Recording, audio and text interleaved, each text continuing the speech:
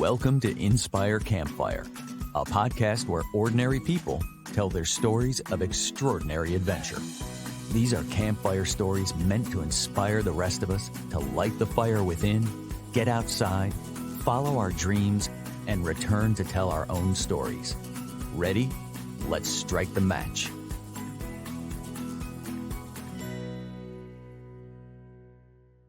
Welcome to the show. I'm your host, Scott Wurzbacher, and today we're going to talk about the love of world travel and learning to be okay with being uncomfortable while doing it.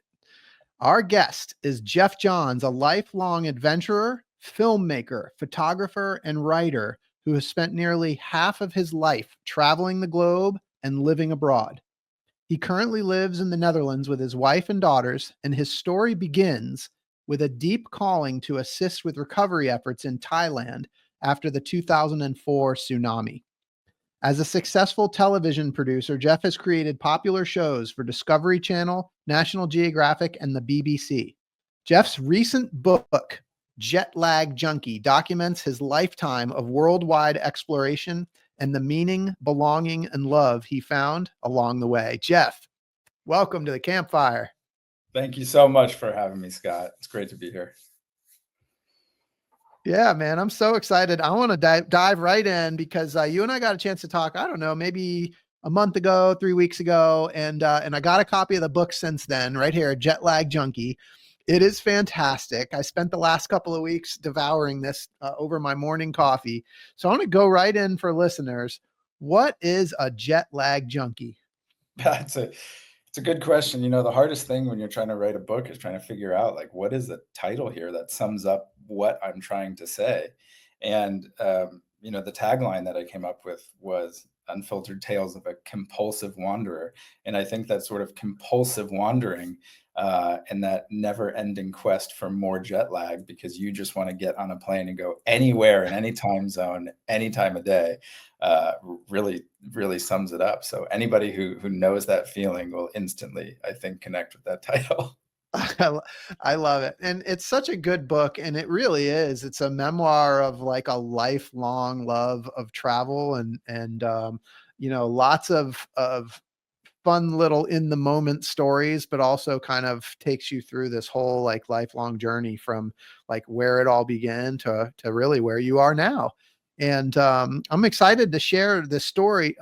But what's like so intriguing to me is just kind of this story behind how it all started, and the tsunami in Thailand of 2004. So I wonder if you could kind of take us back there and tell us what happened. Yeah, so at the end of 2004, I'm in the sort of halfway through my freshman or my sophomore year at college at the University of Redlands, sort of east of Los Angeles. And at this point, I've really just been living in the first month of freshman year for about a year and a half. And I'm just having so much fun. I'm not taking things seriously because of ADHD and everything else, which I'm sure we'll talk about as well. I'm not dedicated to classes or paying attention, and I just don't have a lot of drive. I'm a big dude. I'm a lot of fun, but I'm not really motivated to do much other than just continue to have fun. And I find myself, headed traveling with my family in the holiday break that Christmas, and I'm at the airport in Dublin, and I just start seeing these horrific news stories on the TVs.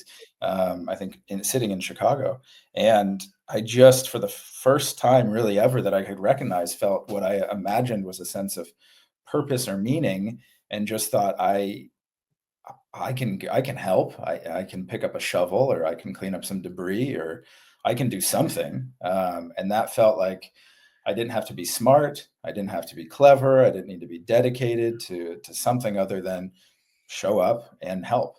And that really set off this spark that, thank goodness, my parents were thrilled to see and very happy to support.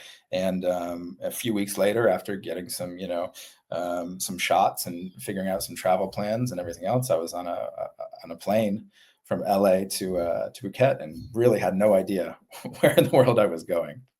That's crazy. So I want to just kind of recap, make sure that I understand, like for listeners. So you're in college, You're kind of like enjoying the college, the social aspect and the fun part of it, not so much the academic piece. Correct. And you're on a like basically a holiday break with your parents. And this natural disaster happens and all of a sudden you feel this like calling to just completely shake everything up and take off and go to Thailand to help. That's what it was. I can't really explain it. I mean, And was any of this like on your radar at all before? Like, I mean, was it literally just like watching something happen on the news? Absolutely. I mean, I didn't understand why anybody would do any volunteer work. I was a deeply sort of selfish and self-serving person at that time. Everything I was doing was for me. So I surprised myself by being motivated enough to, scurry into it. At that point, an internet cafe. There was no Twitter, or I don't even think wasn't Facebook at the time either. And Yeah. just Googling how do I get there? Where is Thailand? What can I do? Is there anybody that has set up anything? And luckily was able to piece together enough that a few weeks later that there I was on a plane. So you watch this news story. You're in the process of traveling. I think you said you were in Chicago at that point. Yeah. So you're watching this news story, and it's literally like 2 weeks later, you're on a plane to go to Thailand.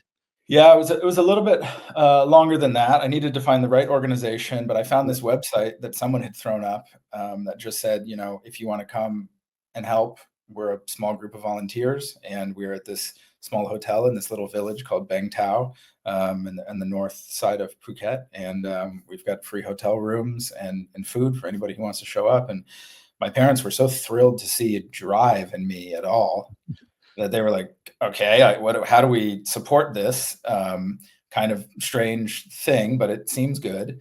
And my college professor at the time, my mentor, college counselor at the time, was kind of like, yeah, I've seen you do pretty much nothing for a year and a half, so I will absolutely greenlight you taking a semester off. So at that point, little planning went into place, and I got a couple jabs, and that was really it. It was like, let's drop out for a semester and see if I can go do some good on the other side of the world. So I want to stay in those moments, or even just those days. Like you saw this news story, like prior to seeing that news story, like what was the plan for the next? This was over like a holiday break, so like was the plan to just go back to school like the next when the Yeah, holiday break was over?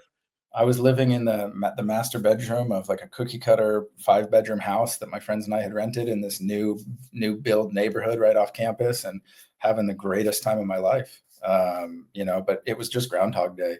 Every day and weekend was just the same over and over again. And, at this point it had been a year and a half. So I was very aware, and I had been telling my parents, like, I don't think this is a good use of tuition money. Like I'm having a lot of fun, but I got to be honest at this point, like, Yeah. I don't really know what I'm doing.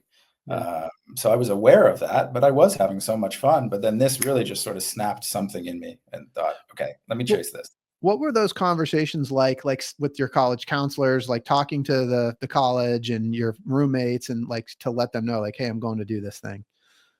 Yeah, I mean, everybody thought I was pretty crazy.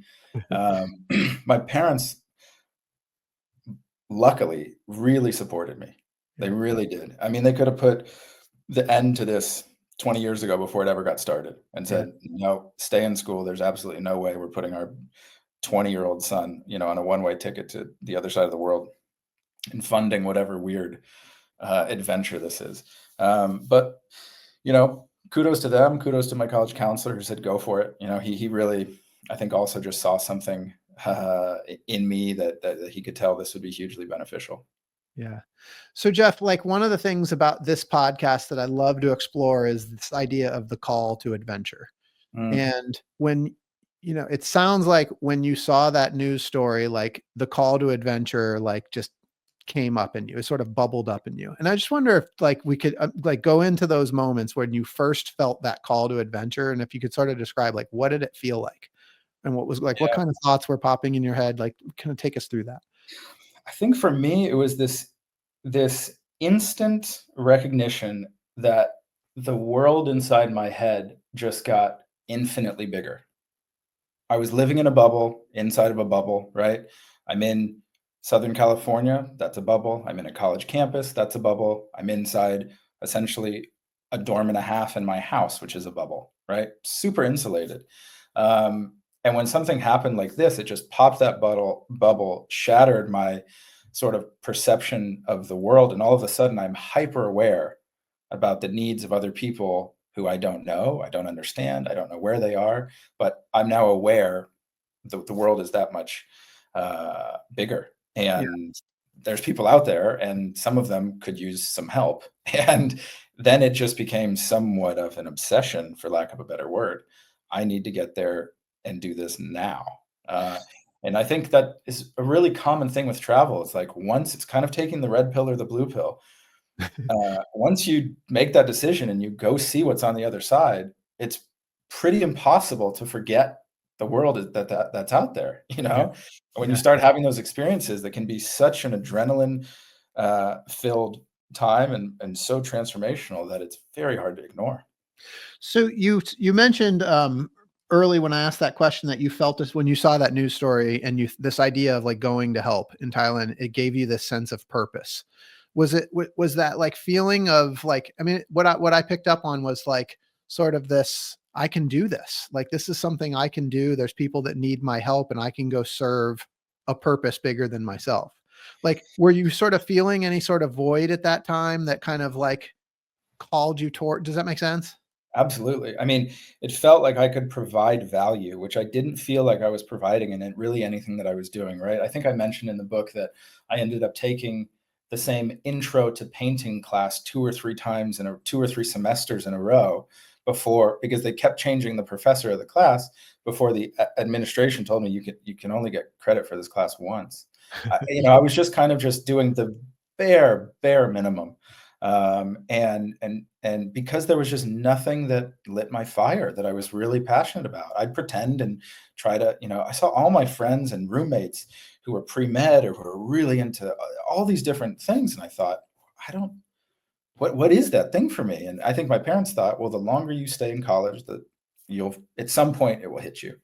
Um, but for me, it hit staring at that television screen in the airport in O'Hare that said 300,000 people dead. And I was like, whoa, this is that feeling. Yeah.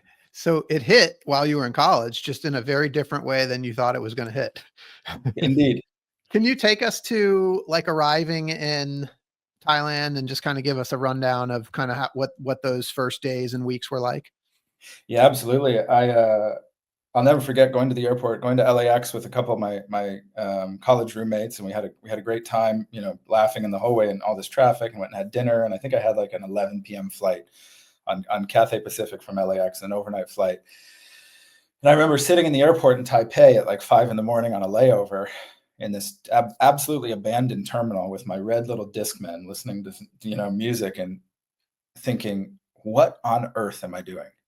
Like, and at that point, it was way too late to go back. I was literally on a layover, and thinking, of course, I've made a terrible mistake. I had a great, fun life, with all my college friends, and I didn't. At that point, I realized, hey, man, you should have probably researched what religion or what the currency was or what the customs of Thailand are or what is anything. Like I knew nothing.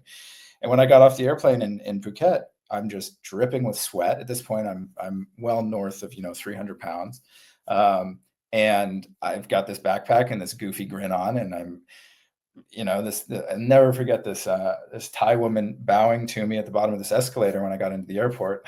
I was so uncomfortable. I had no idea what to do, where to go. I had the name of Bang Tao Beach scribbled on a little piece of paper smudged in my pocket, and went to an ATM, tried to get out some amount of money. I had no idea what the exchange rate was, so I just took out some, got in a taxi, and gave this guy whatever money he wanted, and as long as he could get me to whatever was scribbled on this piece of paper. And I just sat in the back of that cab, bouncing along, just thinking, "What have I done?" But it was absolutely exhilarating. Absolutely exhilarating. I wasn't thinking about needing to find direction at that point, which had been a weighing, gnawing thought on my mind for, a couple of years at college because I was doing something. And that was a huge relief on its own, accompanied with a new sort of where am I? So this, I trust this was sort of, as I said in the intro, that you kind of mentioned it on the back cover of your book. Like, this is sort of the first experience with like becoming okay with being uncomfortable. Yeah, and sort of radical acceptance, because you can't dip a toe in, right? You're jumping in head first, doing a cannonball, and like whatever happens, happens. And that is a feeling that I ended up becoming quite addicted to, because it always ended with learning about myself and learning about the world and gaining a perspective. There was always value at the other end of that. And I recognized, pretty early on, this is the teacher. This is the teacher that I've been looking for. I didn't find it in a classroom, but as long as I keep getting on airplanes, I'm going to keep learning some lessons. Yeah. Jeff, this was a major world natural disaster that happened, and you went, and I think like for a lot of us that are, in the US and even Europe, it just seems so distant that like we know it happened, but you got to see it firsthand. Can you just tell us a little bit about like what you saw when you got there, and what were the recovery efforts and the assistance efforts like that you got to participate in? Yeah, the first thing that was so odd is that, of course, everybody pictures tidal waves and tsunamis as all encompassing and engulfing, everything in its sight. And it does that for, a few hundred feet, but that's it. So driving through Phuket, even though it is a relatively small island, everything looked totally normal, completely fine, until I got close to the coast. And then you'd start seeing washed out buildings. And even then, it was usually the ground floor and the second floor. Yeah. Anything above that, totally untouched. And this whole thing happened, within a matter of a few minutes, and then the sea receded, and had just ruined absolutely everything. But as I got closer to the coast, you could start to see these catastrophic effects of this wave that had come in out of nowhere and just absolutely destroyed, hundreds of thousands of lives. And entire businesses and homes were it was like everything was put in a blender, twisted, ripped, shredded, and then just dispersed, out in the open across everything. And that's really where the taxi kind of stopped and said, "You're here, get out, good luck." Yeah. And I was just sort of standing there, maybe 100 feet from the ocean, in this teeny little village, just thinking, again, what am I doing here? But I need to be here. Right. So you connected, there was an organization that you connected with that was sort of like project managing some of these efforts. What were some of the things that you did Yeah. during your time there? Yeah. So on a day-to-day basis, I mean, there was an outpouring of support for this, right? There weren't that many volunteers that physically went, but there was a lot of support, people trying to organize help. But there was this sort of merry band of misfits that showed up. There was an Irish couple and a British couple and this random Australian guy and another American who'd been traveling somewhere else in Asia at the time and came down. And we just kind of formed this bizarre little group where, in a situation like that, you hyper bond pretty quick because you're going through somewhat of a collective trauma, but you're also all sharing this unbelievable transformative experience together. So we all sort of shared rooms in this little guest house along the beach, and wake up, have our meals together, and then we'd walk down the street to the various little projects that we had kind of sussed out in the community. A lot of it was just cleaning up debris into piles. A lot of it was helping local communities, we were doing projects where we were trying to reconstruct what were the roads and what were the names of the streets, and working with the locals. Can we put up street signs so that somebody has any idea of where they're going, right? Things like this, putting addresses back on buildings. And after a while that progressed to, okay, what can we help rebuild? Do we have money to purchase some new window frames, or maybe some new, cinder blocks so we can rebuild a wall? Things like that. And we just sort of slowly pieced projects together that we could manage. And a few people ended up flying in, and a sort of a surly old Canadian farmer sold his ranch in somewhere in Canada and flew over and showed up by himself with all of his tools and said, "I know how to build stuff." So we relied on him, and everybody kind of, pitched in what they could, and we did the best that we could. Yeah. It's interesting. I mean, it's a different scale. It's still devastating. Western North Carolina, where I live, just recently went through Hurricane Helene, and there was a lot of damage, and they're still rebuilding there. And I think one of the things that I've noticed just being in different social media groups and kind of seeing what's happening there is like this sense of community and like people coming together for the rebuilding, and communities become stronger through these sort of things. Like what did you witness in that regard?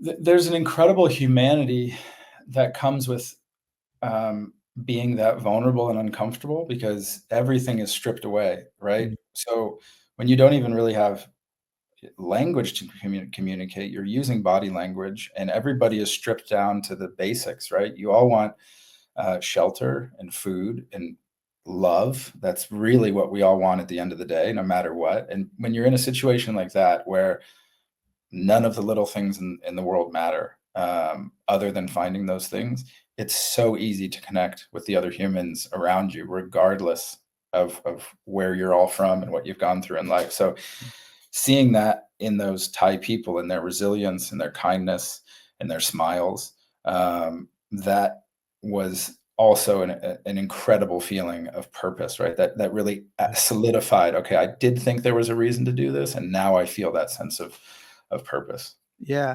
So I go back to you looking at a screen in Chicago, feeling this calling, right?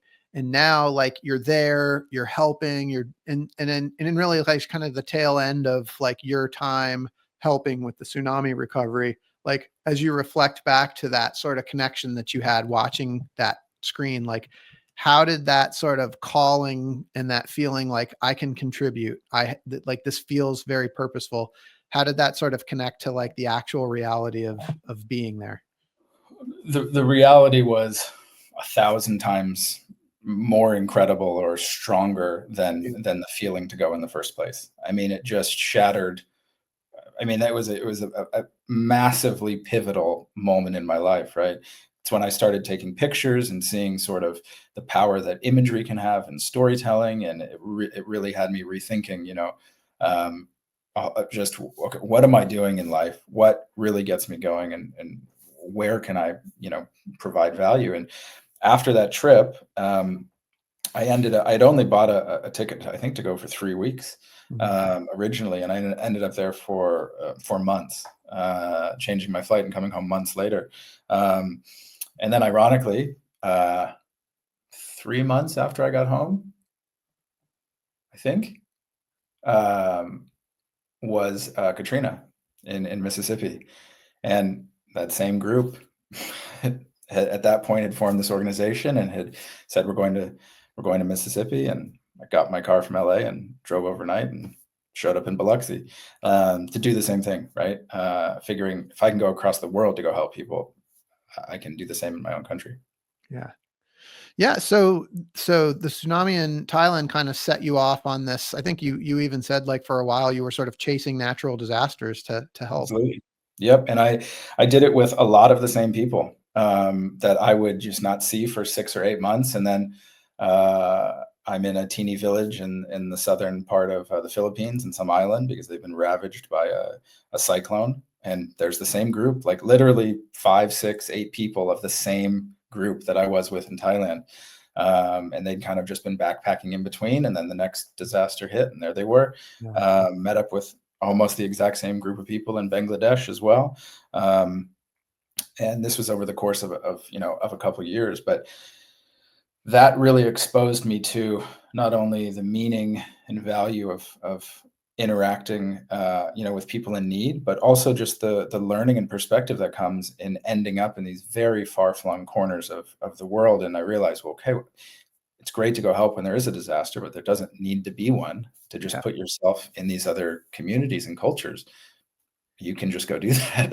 that. Well, so this is what I think is so cool. So, because, the story starts out with this college kid that's kind of feeling like maybe a little bit lost, not really feeling like I'm Totally. providing much value. I don't really know him. And then you have this inner calling and you listened to it. Like, even though people thought you were a little wackadoodle, right? You got on a plane and you went, And it was really like about service and this feeling of like purpose, but you discovered this love of travel in the meantime. Yeah, exactly. That was a byproduct. Yeah. So then the rest of the story unfolds from there, because the rest of the book is like, all of these incredible travel adventures that sort of ensue after that. Yeah, so I think that whole like everything that we just talked about is chapters like 1 and 2. Yeah, exactly. Um, Exactly.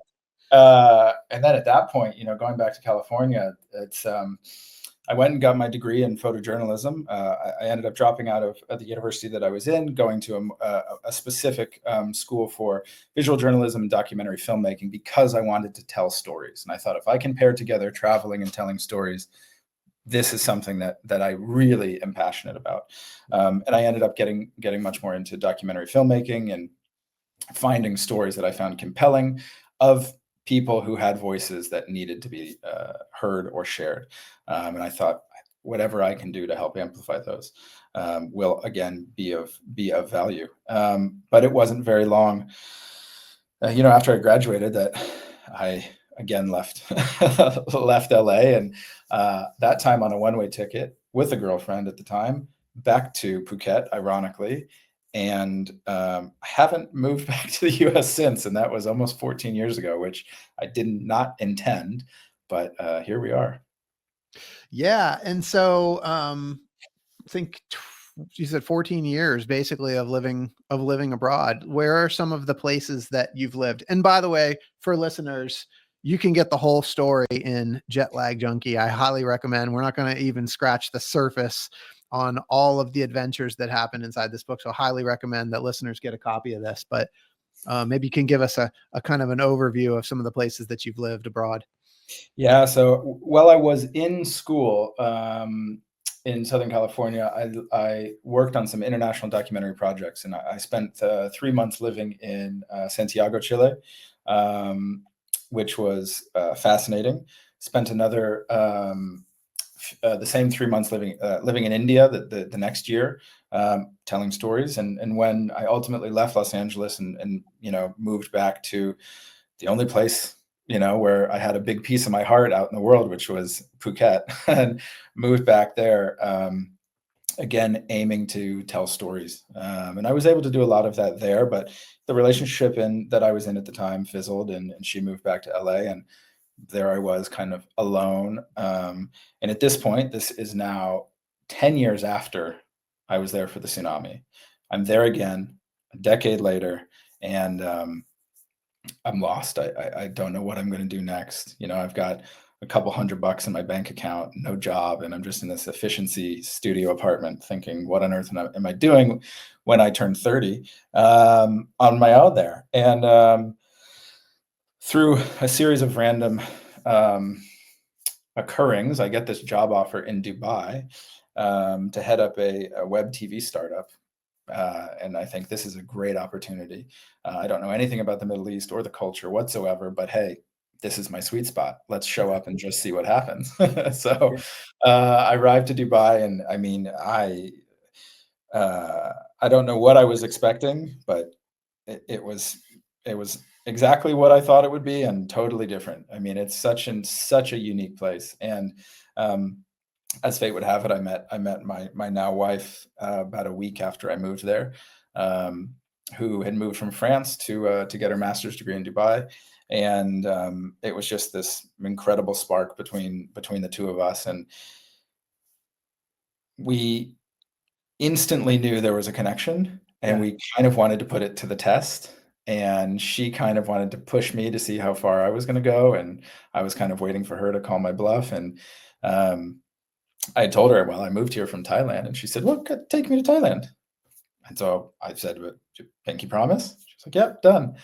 And a few weeks later, we were on our way to Phuket, and I was taking her there and for New Year's. And it was this sort of whirlwind romance that happened, and travel was sort of the accelerator to see, let's see if it's serious. Travel does such an amazing job of putting you in situations that really test you and really let you know if you're compatible with somebody. You're stressed, you're in unfamiliar environments, you can be uncomfortable, things go wrong often.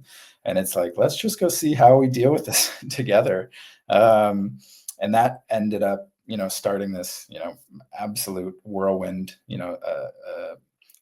5-6 year period between Anne and I, where we realized that Dubai is set in such a unique place in the world that, yes, you're in the middle of essentially a massive desert, but I think 2/3 of the world's population lives within an 8-hour flight of Dubai, right? You have all of Africa, India, China, Asia, and Europe. I mean, it's such centrally located. So we started doing these little weekend trips. At that point, the weekend in Dubai was Friday, Saturday with the days off. So Thursday night, we'd find an overnight flight somewhere. And the first one we did was Beirut. We showed up in Lebanon on a Friday morning at, blurry eyed, and said, okay, we've got 2 days to explore. And Anne said, well, why don't we film a video? You've got this video knowledge, and I'm head of social media, the company that we're working at, and let's do something fun. It's a fun project we can do together. So she said, let's film a 48 hours in Beirut video. Thought, cool, let's do it. And that ended up being the first of what would be 25 or so 48-hour travel guides that we did to increasingly sort of unique and off the beaten path destinations in and around the Middle East, and then broader. And that's really where this increasing adventure just continued to take us. Yeah, I love it. So you just kind of foreshadowed a little bit about your social media channel, What Doesn't Suck. Yes. So we were in the back bar, back booth of a dimly lit Irish pub or English pub in Dubai, and we were talking about maybe starting a little blog, with some travel stuff, and I jokingly said, "What doesn't suck?" Because as a reference to all of the negative things on the internet, right? If you look at any YouTube videos, 9 out of 10 comments or 99 out of 100 comments are negative, right? People always want to leave negative comments. So I was just jokingly saying, well, what if we just focus on what doesn't suck? Everybody knows that there's things that can go wrong and everything else, but let's really just highlight the joys of travel. And not play characters, but sort of assume the personalities of ourselves of being sort of innocent, carefree. Let's show up and just kind of see what happens. And that is how we really love to travel, as opposed to meticulously reading articles and itineraries and planning out schedules and everything else. We thought, let's just jump on an airplane. We'll land in Armenia. We'll have 2 days. Let's go talk to people, see what there is to do, explore, get lost, and really prove to the world that the world is a nice place. And that was really our goal. I think I liken myself to a golden retriever puppy a couple times in the book, and just say that sort of youthful, innocent, sort of dumb, personality, I think is just such a fantastic way to travel. You're kind of open to everything. Yeah. And so many of these adventures that you and Anne had are documented on What Doesn't Suck. Yep. Before you guys met, as part of this whole sort of chasing natural disasters and then starting to travel, you just you've had again, before you met Anne, you were doing a lot of traveling on your own, and then you guys started to travel together. And I'd love for you to comment just on sort of the perceptions that people have of different places, and then your actual experience of some of those same places. And then there's one particular story that it's just because I loved it so much in the book. I would love to hear you talk about it, and for listeners to hear it as well. But yeah, can you talk a little bit about some of the places that you went, and kind of the difference between your perception of them versus maybe media portrayal of it? Yeah. I think one of the things that's so beautiful about the world is that no two experiences are the same. And you will talk to people, often, if somebody has traveled quite a lot, the question you get asked all the time is, where's your favorite country? If I could only go to one place that you've been to, where's that one place? Right. But people have drastically different experiences, and I have drastically different experiences when I revisit places again. Right. And I keep in my mind exactly what this place was like when I went once. And then you go back and you go, This is a completely different side, right? Of this country, of this culture. But there are places in the world, I think, at least for me, where, for lack of a better word, I just connect with. And there's some where you go, this is a beautiful place. I respect this culture. It's fantastic, but I just don't click with it. For me, I've done lots of travel in South America. My parents live in Ecuador, and they absolutely love it. I think it's a fantastic collection of countries, and I've loved exploring them. It doesn't connect with me. But Southeast Asia, right? Of course, a huge part of my heart is sitting on the beach in Bangtao, because of the transformative experiences, that I've had there. So it's interesting when, people get these preconceived notions of these places through movies or television, and that's just what lives in their head unconsciously, and that's what that place must be, right? And for me, I think in one of the later chapters, Anne plans a trip for us and doesn't tell me where we're going. And I get on an airplane and suddenly, have this goal of like, can we get out of the airplane and still have me not know where we are? This is like absolutely like, unicorn of a travel experience. It doesn't happen. And we managed to get to the airport and landed, and they said, "Welcome to Tirana." And I thought, "Where's Tirana?" She said, "We're in Albania." I thought, what on earth are we doing in Albania? But I bring this up because if you were to ask me what is Albania, it's every Liam Neeson movie, and people in gloves with the fingers cut off, eating bread over like fires and trash cans. Like, this is just what's been brainwashed into every bad guy Eastern European movie. But she was like, "Well, we're here to hike the Peak of the Balkans Trail, which is essentially the Alps mountain range from Europe that continues and extends all the way down through Albania." Absolutely blew my mind.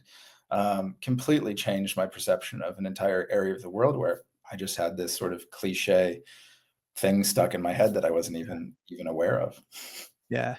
Yeah. I mean, I've had a number of conversations with people that have made it very clear that like the world, you go to these places that seem scary based on those portrayals, but like 99% of the time, the people are as nice as they can be. And it's just, fabulous experience. Every once in a while, you have a Hollywood experience, and you have one of those.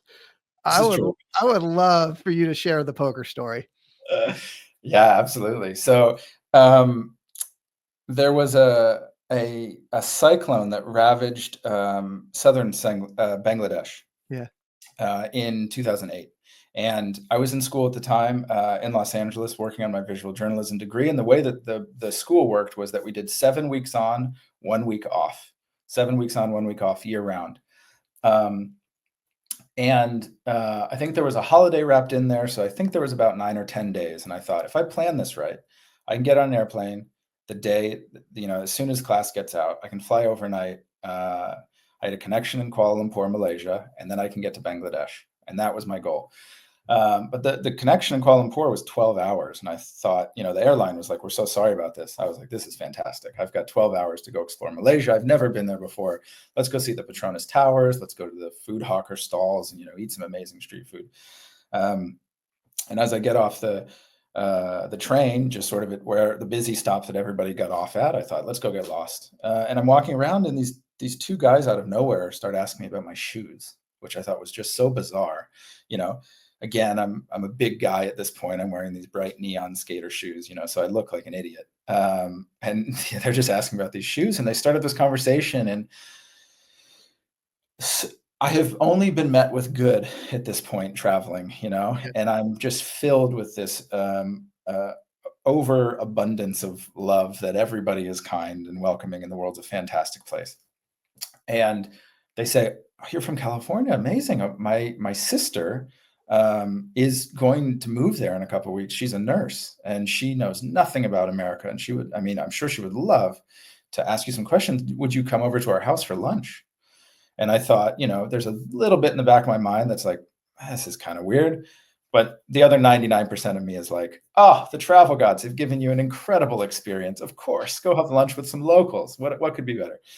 So we jump in a car and we're driving through the city, and I noticed this bright yellow billboard. And then about 10 minutes later, I noticed this bright yellow billboard, and I'm thinking, where? And these guys are just, chatting nonstop in Malaysian. I have no idea what they're saying. And I'm just sort of notice I'm clutching my backpack a little bit tighter. We finally get to sort of the outskirts of the city. There's less traffic, less horns. It's quiet. We pull into this sort of town strip of townhouses in what kind of looks like an industrial area. And I go in, and they sort of make a lunch, but there's no women there. And then it starts to feel kind of weird, right? I would have felt safer if there was a little old lady around and a couple young, women who looked like nurses. But Yeah. they told me pretty quickly, "Oh, our grandmother has had to go to the hospital, and unfortunately, our sister's not here." And it was just me and 6 or 7 Malaysian guys, and I thought, okay, this is strange. But again, I'm a big guy. I don't, I'm not fearing for my physical safety at this point, but I'm looking at the clock thinking, okay, I do have a connecting flight I need to make in a number of hours. Where is this going? And I sort of get placed in this room with this guy named Otto, who has an eye patch. I mean, this couldn't be more like comedic. I'm like looking at this whole thing going like, this is the most insane situation. He's watching some like Rambo movie on the TV that's all static. He's smoking a cigarette, this dimly lit room. He's this big sort of sweaty, one-eyed. It was so bizarre. And all the other kind of guys that I was with had kind of left. And like so many of the houses here on the ground floor, it's kind of open, but there's sort of a chain link gate sort of at the front of the house. So that had been closed and locked, which I thought, okay, maybe that's just sort of custom, but where'd those other guys go? And then this guy Otto snaps off the TV and says, "Do you play poker?" I said, "Nope, absolutely not." Like, there's no way I'm going to start playing poker with you. And he goes, "Oh, come here." And he sort of ushers me into this room off the kitchen that's very dark, has no windows, literally has one light bulb. And he closes this door, and this door is thick. I mean, it looks like a bank vault door. And there's just one table and 2 chairs and a little cabinet with a drawer. And we sit down on both sides of this table, and he takes out a deck of cards and starts telling me about, and I'm like, dude, I don't play poker anyway. I'm certainly not about to try to learn with you. The whole time he just does not stop talking and telling me about how he's a dealer at a casino, and he works with this madam from Brunei named Miss Abada Sis. He's like painted this picture of this sort of mysterious woman who's sick in the head because she's obsessed with gambling. And he said, started calling her all these terrible things and said, she promised that, we were working together and we'd make all this money and she would give me this much and she didn't give me anything. And, I'm going to kill her if I see her again and blah, blah, blah. And then he says, but if you learn with me, I'll show you how we can cheat and we can go back to the casino. We can make a ton of money. And I'm like, okay, I understand at this point, there's some sort of a scam here, but I don't understand what it is yet. And I'm very, very curious what it is, right? And I'm living in the moment. My heart's beating, but I'm strangely calm because I'm confident that I'm not physically in danger. I just am fascinated by what is this scam that I've, been absolutely like walked into with open arms. And then there's a pounding at the door. And he very quickly shoves a couple $100 bills into my pocket. And he says, do exactly this. And we're going to, play this card game. And he opens the door and this woman is there. And I'm like flabbergasted that this woman he's described is actually standing at the door. She's got these jet black eyes. She's caked in makeup, got these comically large sunglasses. And she comes and sits down and he, starts dealing these cards and he's tapping his fingers and my foot and he's trying to do all these signal things. And I've got his money in my pocket and I'm thinking, this is so bizarre. And I reached down into my backpack and in those times we had these, they weren't flip phones, but it wasn't the iPhone yet. And so it had the touchpad and there was a time where I could do a text one-handed without looking because each number had 3 letters and I knew exactly how to get to everywhere on the phone, just through memory. And I managed to turn the phone on in my backpack and scroll to the ringtone section and play one of the ringtones. And I acted, just immediately, oh my God, how am I getting a phone call at this time? I'm trying to play this game of poker. And what I was doing was I had seen a billboard that had Barack Obama's face on it when we were driving through the streets. And I had flashed back to this in this moment when I turned my phone on and thought, I don't know if Obama is coming to Asia. At this point, he was just a senator, right? But let me pretend that I'm somehow involved with Obama's forward team, something, and hope that they don't know the difference. So I pretended to pick up the phone call and pretended to be talking to somebody on the staff that had just landed, and there was a very important staff meeting that I needed to be at, and I sort of acted like this was a really big deal, and if I wasn't there, it was going to be a big problem, right? And magically, like, everything paused, and they opened this door that had been closed and locked, and these guys who had sort of disappeared came back, and the dogs started barking, and I got in the car, and now clutching my backpack extremely tightly, and Otto just reached in the car door without saying a word, took the two $100 bills out of my pocket, and away I went. I mean, it was just so bizarre. And within a few minutes, driving back through the traffic, the sound returned to the world, and my heart rate started to, drop a little bit, and I was back into this gigantic mall, just standing there thinking, what on earth happened? I just got a little bit too close to the dark side. A very strange experience, but you made it through perfectly okay. And now here you are, you get to tell the story to us. I loved that story so much. And there's so much of that in this book. People have to get a copy of it and check it out. It's so good. I wanted to ask you, like, as we kind of fast forward a little bit, because one thing I also thought was really interesting in the book was sort of the stark difference between Thailand and Dubai, because you lived in both places. And it seemed like in Thailand, like, you could live on a shoestring budget, whereas Dubai was like the exact opposite. Yeah. Just curious for you, just quickly, what that was like. Yeah. I mean, living in Thailand it was after a couple years, I was getting very tired of being considered a tourist everywhere I went, right? Because it's such a huge tourist hotspot, one of the biggest in the world. So while I really wanted to integrate myself with the local culture and the Thais, I took Thai language lessons, but every time I tried to speak Thai, it was like laughable. I did have some good Thai friends, and I had some Thai friends who were there from when I was there a decade earlier. Yeah. But at a certain point, I didn't need much to survive, but I also didn't have much. So I was living in an apartment that cost $150 a month. It was like 300 square feet, teeny. I could touch almost all the walls from anywhere in the apartment.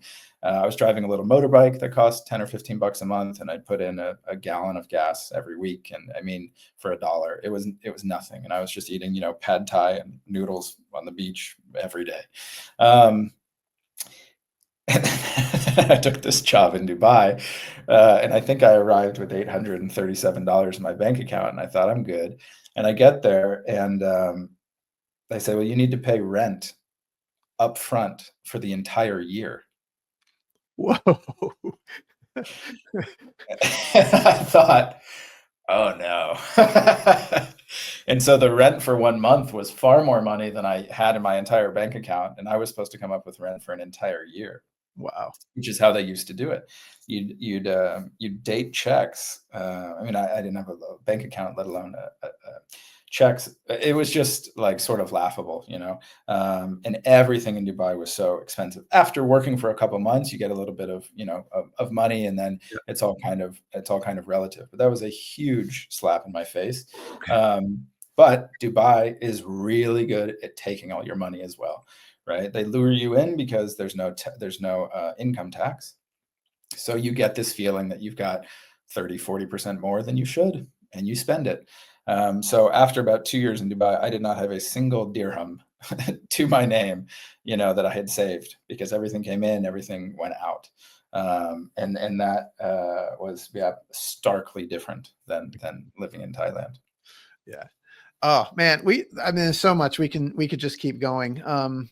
But as we kind of like start wrapping up here, I do want to talk about, obviously this idea of becoming okay with getting uncomfortable. But a lot of this kind of goes back to like the very beginning of the story. And, this idea of like questioning, like, what value am I bringing to my life? And then feeling this call to adventure. But there's a quote on the back of your book that struck me. And it says, through deeply personal struggles with imposter syndrome, severe ADHD, anxiety, body image, and burnout, Jeff's journey reveals issues seldom discussed in a world that worships perfection and happiness. And I wonder if we could just touch on that for a minute. Yeah, absolutely. Going back to the videos that we made for What Doesn't Suck, we very consciously decided, let's focus on just the positive, right?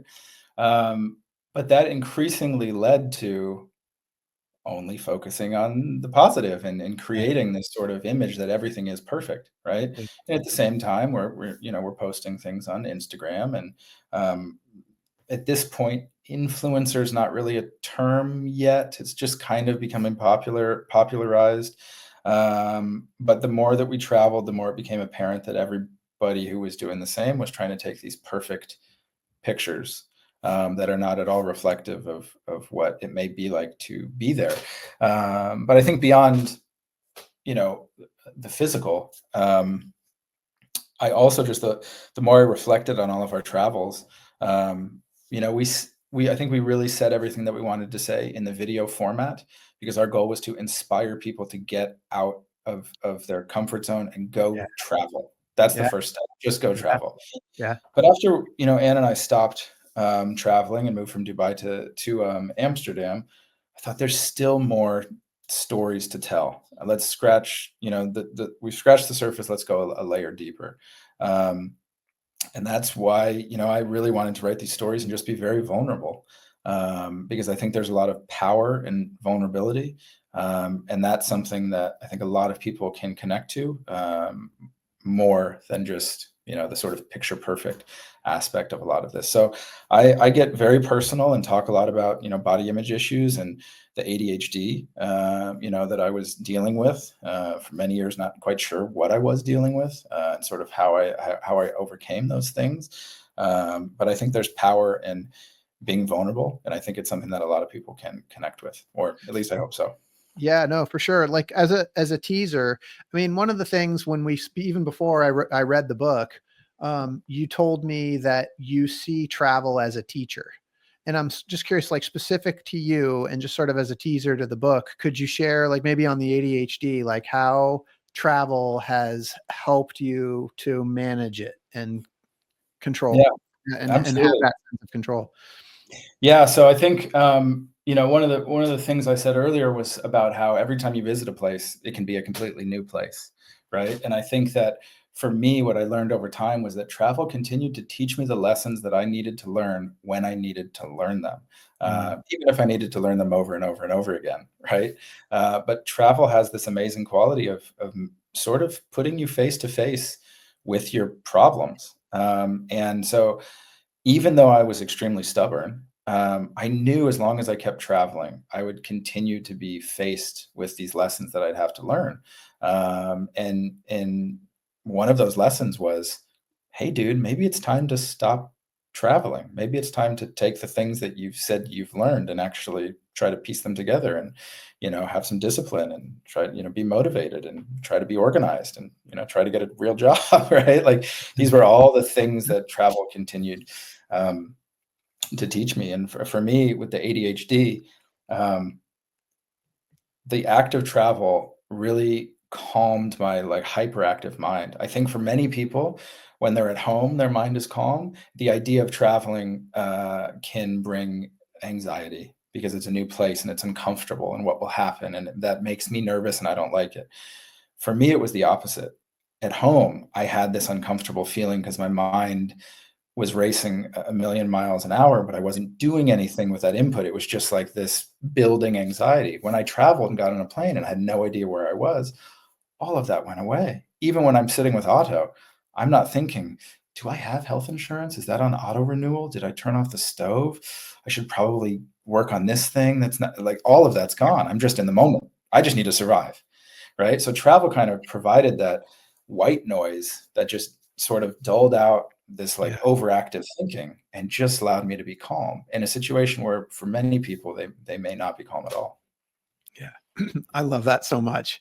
And I think I want to finish with one last story that's relevant to you in your life right now, because I kind of come back to the purpose of this podcast. And I think a lot of what you're doing, especially like with What Doesn't Suck, is like encouraging people to get outside, encouraging people to go travel.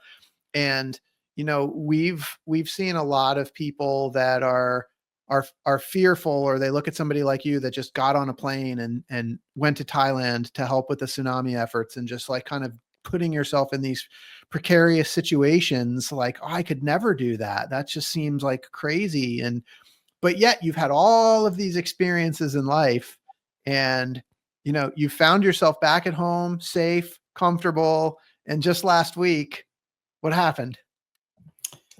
It was about 4 o'clock on a Saturday afternoon, and my daughters, before the sun went down, we decided to go to the playground around the corner, and went down the slide with my oldest 4-year-old on my lap, and snapped my leg in half, and ended up in an ambulance, and spent 5 days in the hospital, and had to have emergency surgery. And Mm. it's been 20 years of adventure travel, and I haven't really had any problem at all that I can think of. I've bought travel insurance, everywhere, just in case, of course, and never had to use it. And here I am, a couple minutes from home on the bike, and break my leg for the first time. And things can happen anywhere. Yeah. I hope it's not too raw. I know that this just happened for you a couple of weeks ago. I know you're probably still experiencing pain, but I'm just kind of curious if you've reflected on this at all, and kind of like see any of meaning in that. Like it is kind of interesting that you've had so many travel experiences with no issues, and then when you do, it's at the park right down the street. It is it ultimately is a beautiful sort of thing that happened. And I will look back on breaking my leg always as a gift, because and it's, I know it sounds so cliche to say that, but it when your mobility is taken away from you, and you can no longer put your children to sleep or pick them up when they come running at you, and all you want to do is go show them the world, and show them the lessons and the adventure, and instill that in them, and that's all taken from you in a second. And you understand what it's like to just not be able to do anything at all. That's an incredible gift, right? So any opportunity that I have to travel with my girls, and to be able to walk, it's the little things, that are so easy to take for granted. And this was one of those freak accidents that just happened totally randomly. But it will ultimately be a beneficial thing that happened in my life, and one of those chapter markers that will fuel even more, adventure and meaning and purpose in the travels that we get to experience together. Yeah. So you and Anne were obviously in the midst of traveling when, your first daughter came along. And I'm just curious, like, now you're a dad, how has that changed your whole kind of adventure mindset? Travel looks a little different now, as I'm sure you know as well, right? We can no longer just travel with a backpack and carry on and do whatever flight times we want. But traveling with just Ann and I was fantastic. Doing that with our girls is something on a whole new level. Yeah. We went to Barcelona a few weeks ago, and in the book, I tell a story about going to Copenhagen with Stella when she was about 3, and just having this, amazingly like emotional realization that this is the whole reason that I've been traveling, is to Yeah. not learn these lessons for myself, but to be able to instill them and impart them on, Love it. on my children. And Love it. Stella will run up to me constantly and say, "Daddy, I want to go on an adventure." And for her, that could be walking to the grocery store. But this idea of adventure is something that she brings up all the time. We had a trip planned to Krakow, her and I and my father, for a week, a couple days after this injury happened, which of course we've had to postpone. But we constantly have trips and adventures planned, whether it's an hour away or on the other side of the world. And that being able to do that with my girls is the greatest thing in the world. So awesome. I totally agree with that, by the way. I also have 2 Yep. girls. Jeff, you have like such an epic story. It's filled with adventure, filled with just like sit on the edge of your seat, just waiting to find out what's going to happen next. Hollywood's going to pick up on your story at some point.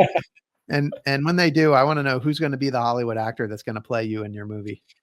Such an impossible question. I go back to that idea of like a silly golden retriever.